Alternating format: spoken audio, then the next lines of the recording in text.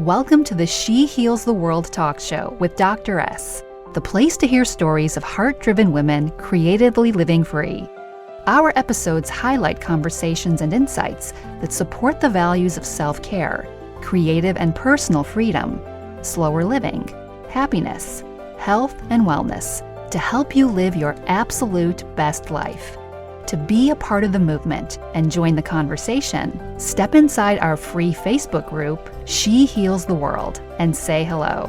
It brings me great joy to bring you our next episode.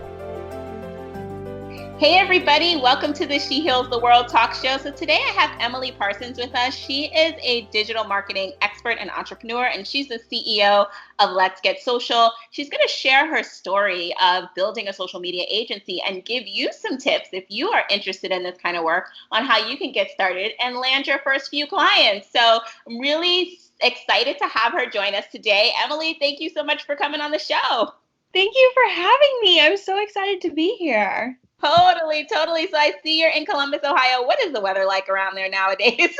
And it's been nice. And then today it was snowing all day. Oh my God. And so I've been like casually low-key looking at real estate in the South. I'm like, yeah, should we just make this move happen?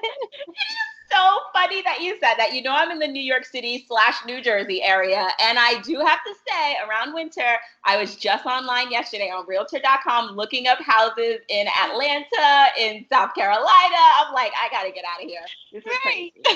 Absolutely. It's needed. So I cannot wait to dig into your story and introduce our audience to you. How did you get started in this work? Yeah, absolutely. So I was 5 years ago working in corporate America, and I realized pretty quickly that that was just kind of the life I didn't want.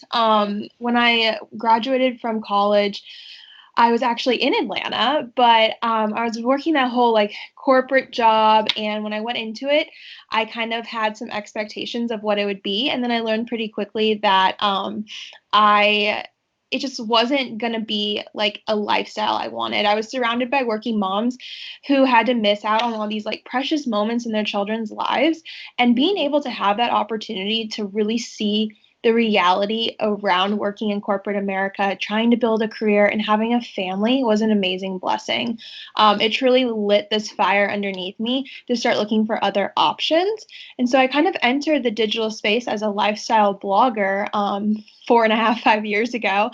And after a while, I noticed that there were so many small companies that were looking for digital marketing and social media services. They wanted to work with somebody or an agency. They just didn't have a huge budget to be able to work with, one of the big agencies that would first come to mind.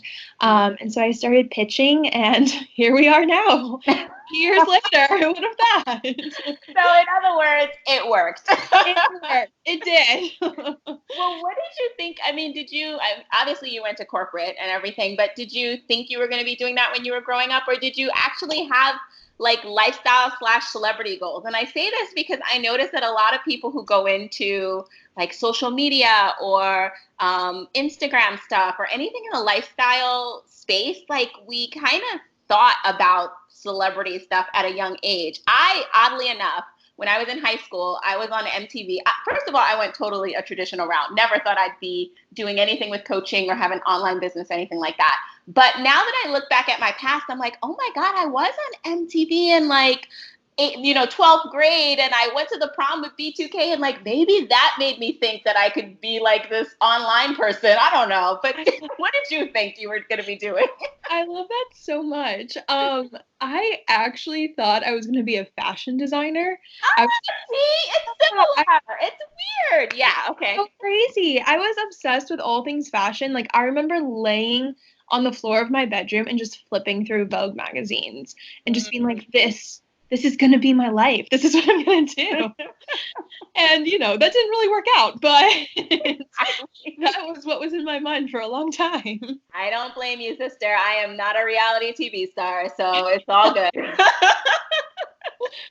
So what hurdles did you overcome when you decided to transition from corporate? Because so many people in our audience, they're living the corporate life right now, and they're like, I need to get out of here, and I don't know how. What hurdles did you overcome, and what have been your wins since you overcame those hurdles?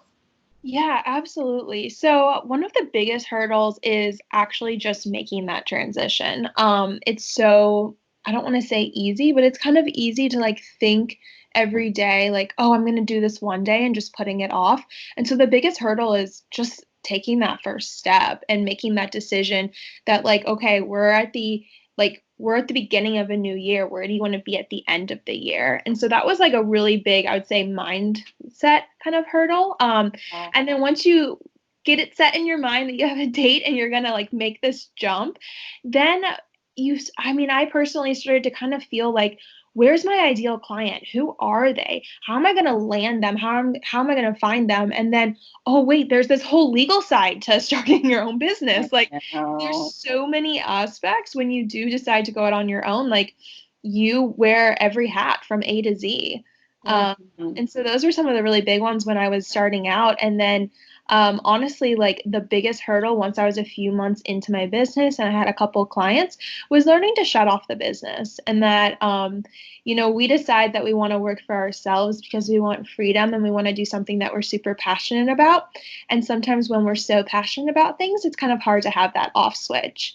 And so I learned that, taking phone calls and replying to emails at 10 o'clock at night wasn't really what I wanted to be doing. It brought you right back to corporate. Yeah. It really did. Mhm. And I think like it's interesting because with the lifestyle blogging space specifically, that never turns off because you are like your lifestyle is kind of branded and put online for people. And sometimes you feel like you have to be on all the time. So I Yeah. love that you are like really cautioning people to start to set boundaries in your business, even though you're building a personal brand or a lifestyle brand or a social media consulting company, whatever you're doing, your life is a part of it, but let your life be a part of it. Don't let it be your entire life. So I love that. Absolutely. And just like taking that guilt away from it. I felt so much guilt for not responding to clients on the weekend.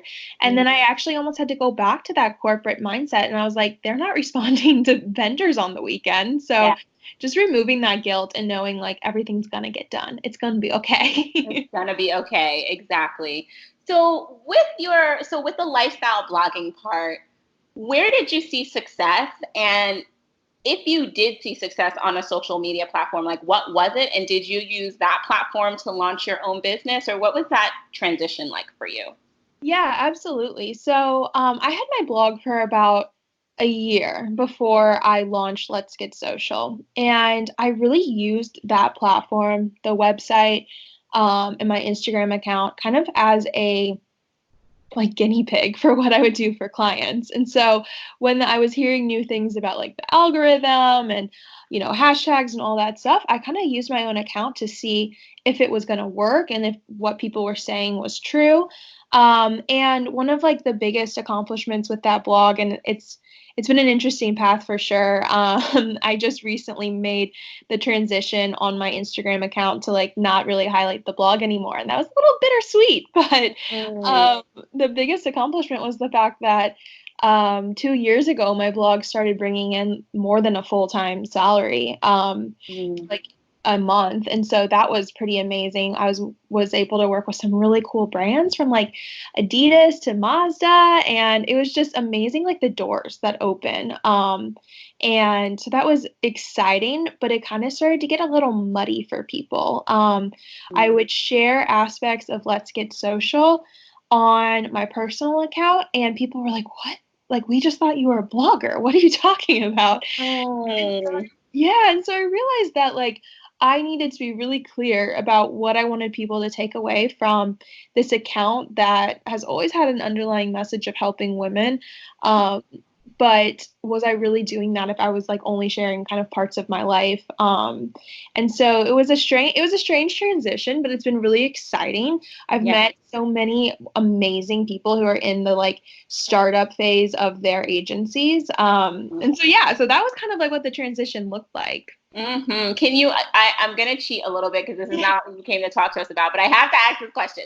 Can you share like one strategy that you taught in Let's Get Social about your brand? Because you totally like knocked down a lot of barriers with your lifestyle blog and with creating, like you said, more than a full-time income from it. And so what's one thing, because we do have folks in our audience that I'm sure would love to pick your brain. And so would you gift us with one strategy that you share in your Let's Get Social company from your blog that you learned? Yeah, absolutely. The biggest thing, and I feel like what we get asked a lot is like, okay, I want to grow on Instagram. How am I going to do that? And something that I've done since the very beginning is I post every single day to my feed.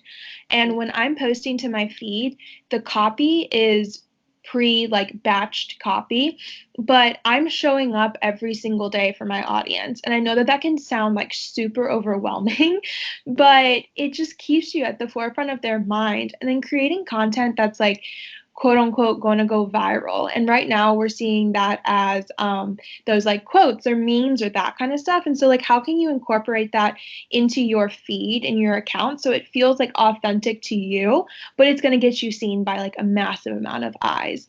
I actually, at the first weekend of January, that Saturday was the first time that I hadn't posted every single day in 4 years. Like, that's wild. And so just like knowing that it's, it really is a marathon. And I know that sounds so cliche, but it is. And just showing up and like a lot of people, even when it comes to stories, they're like, but it's kind of awkward. I don't want to show my face. And the biggest thing I can kind of say is take yourself out of the equation and know that when you're showing up, it's to add value for people. And that awkwardness kind of slips to the side really fast. So for folks who are like you, they've seen success on a platform, whether it was on their blog or on their Instagram or on Pinterest, or, there are some people who are like killing it on Facebook and in Facebook groups. And they're like, okay, I know this strategy and I've been building this thing consistently for 3 to 5 years or for 2 years or for whatever the number is. I'm ready to teach what I know and start my own agency. What should they do? Yeah, that's a great question. So the first thing they should do is they should really figure out what type of client they want. So do they want to only focus on social media? Do they also want to do like content creation? Do they want to do overall strategy, maybe email marketing? Really getting clear on who your ideal client is and the services that you can knock it out of the park on. That's like a really big thing. And then the next thing would be to really make sure that you're covering your business legally. I know that's not sexy or fun to talk about, but making sure it's so, and it's so important. And so just making sure that you are covered, that you've set up that business banking account, you have an LLC or some sort of, EIN, you're covered. That's like one of the biggest things that we really talk through. And then something that I would really suggest is creating a website for your social media company or your marketing company. We spent the first, I would say, year and a half of Let's Get Social without a Instagram account and without a website. And so we were doing all of this stuff for other people. And at the time, it was just myself. And so I was kind of drowning in all of the client work. And it took my business partner coming on board and saying, we're a social media company. Why don't we have Instagram?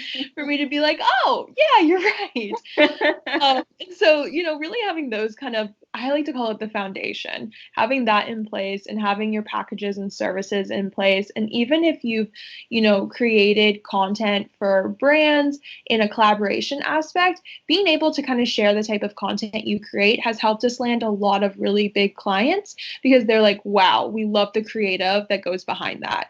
And so having that portfolio aspect is so important. Before you go to the next one, so I know this is a question I get all the time from like coaches who are coaching and then they're building their personal brand, but I know that my social media people in the audience are going to want to know this too.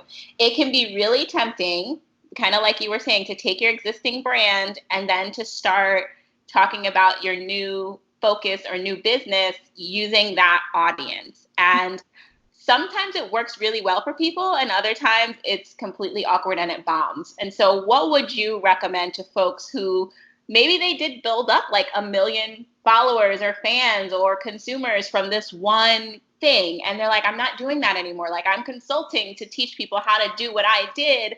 What do they do with those people? Do they do anything? Like, what does that look like and what should they think about? Yeah, that's such a hard and kind of interesting question because when I started the platform that I'm using now, it was a straight fashion lifestyle blog. And then I started kind of teasing in other aspects of my life. And I'll be honest, I lost a lot of people, but I really had to sit down and be like, okay, what am I passionate about? What does my life actually look like? Is my life still wanting to share sales and new pieces of clothing? Like, is that something I'm still passionate about? Am I still passionate about like the home decor?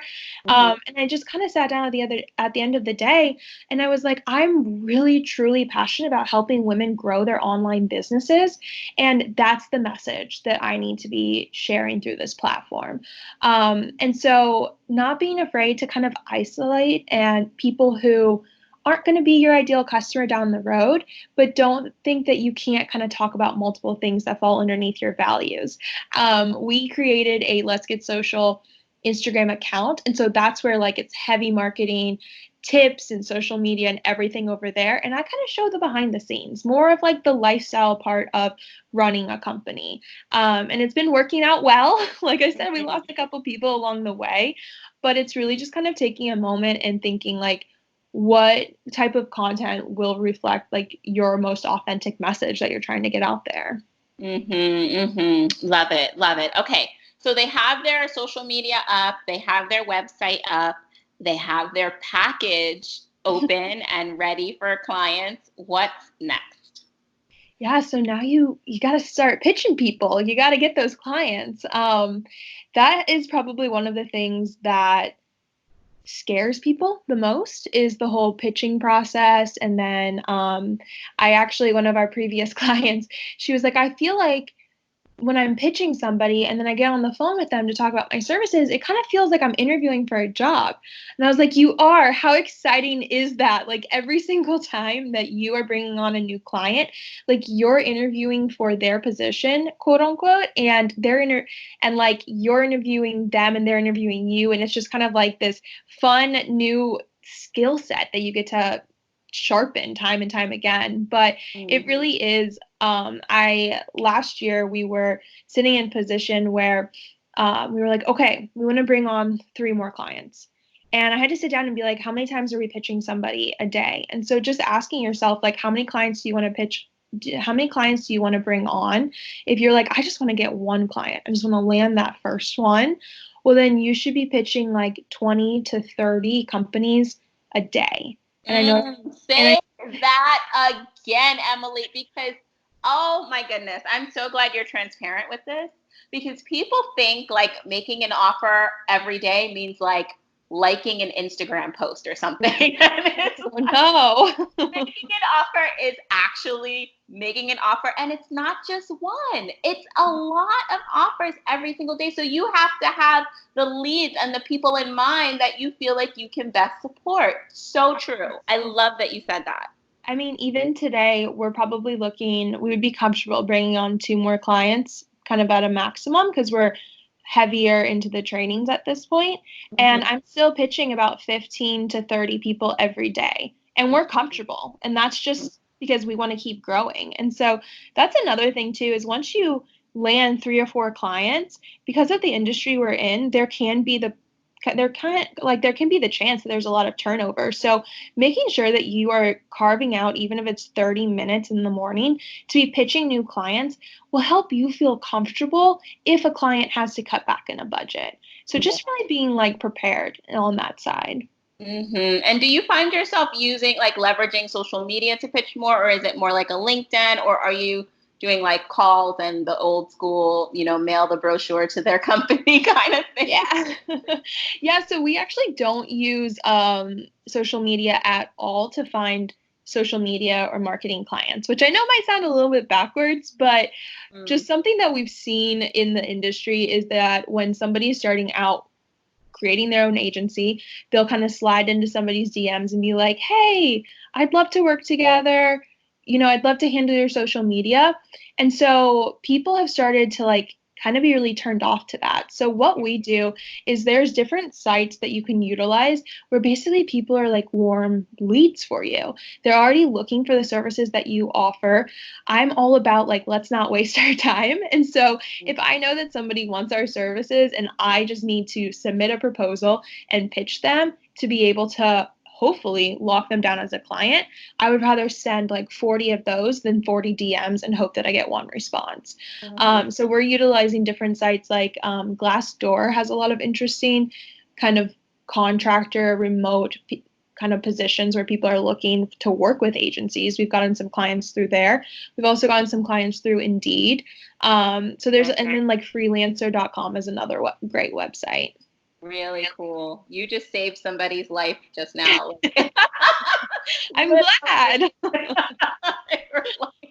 I'm done with this. I'm going back to corporate and gonna just forget this whole dream I had to live a different life. But like you giving them that tip is super helpful. So I love everything that you just said. I want us to just go back to your very first client to maybe give people inspiration if they're hearing what you're saying and they can see it and they're like, okay, she told me what I have to do. She told me I need to get this together. She told me I need to start pitching. She told me I need where I can find my clients, but I'm still stuck in quicksand on getting that very first one. What was your first client experience like? Yeah, so the first client that I brought on was actually a family friend who we had kept in touch for a long time. And then when I was starting to dip my toe into this, I was still working full time. And so I was working full time and I kind of had it in my mind that if I landed one client, then I would take that jump. And so I actually was living in Ohio and I had a phone call with her and she was like, this all sounds great. Can you come to Michigan so we can talk in person? And I was like, yeah, sure. I'll make that drive. And so, because we hadn't seen each other for like 6 years or something. And so I drove to Michigan. I was so nervous. I pitched her in person and she's like, this sounds great. Here's my budget. Does this work for you? I'll sign the contract kind of a thing. And so that was a really great way to kind of get some experience and confidence underneath my belt. And I think so often we're afraid to reach out to the people that we know.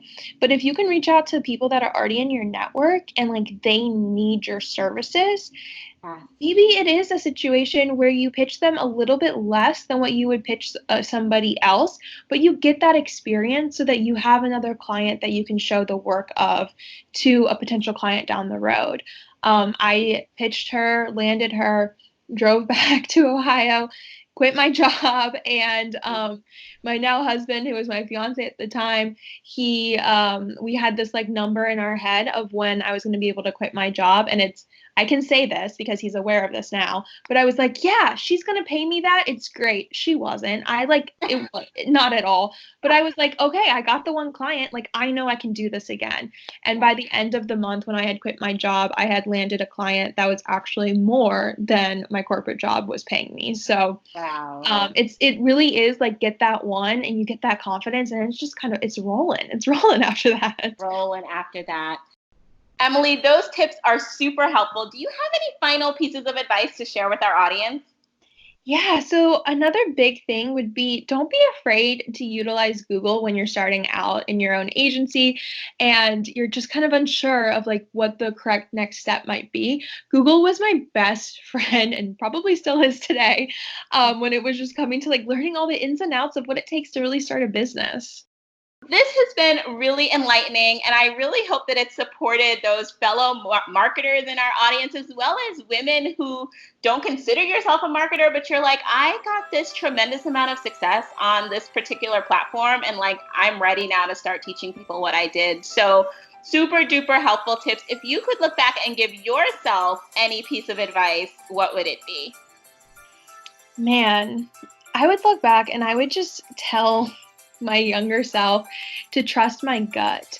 There have been so many decisions I've made in life for the positive that came from following my gut feeling. And there's also been a lot of not so great decisions like we all make where I knew in my gut that it was wrong. And so just really to like trust that gut instinct more. Trust your gut. Beautiful. So Emily, I know this is what you do. Like you support folks in creating and building their social media agencies. And so for those of our people in the audience that want to find you, they want to support you, or maybe they know somebody who needs your help, where can they gather? Drop your links for us. Yes. So my personal account where I show a lot of like behind the scenes, my Instagram name is just Emily VDW. And then our business is Let's Get Social Agency. And then through Let's Get Social Agency and my account, you'll see all of the trainings that we have. And we also have an amazing Facebook group for people who are social media marketers and they want all of the tips so that they can be serving their clients to the fullest ability. Awesome. Thanks so much for coming on the show, Emily, and I can't wait to have you back. Thank you. This was so fun. Well, there you have it. Thanks so much for listening to the show today. And as always, for more resources as you continue to live out your beautiful mission of healing the world and grow your beautiful business, you can head to www.shehealstheworld.com/freebie to see what new resources I have in store for you. Thanks for listening. Tell a friend. And I can't wait to see you at the next episode.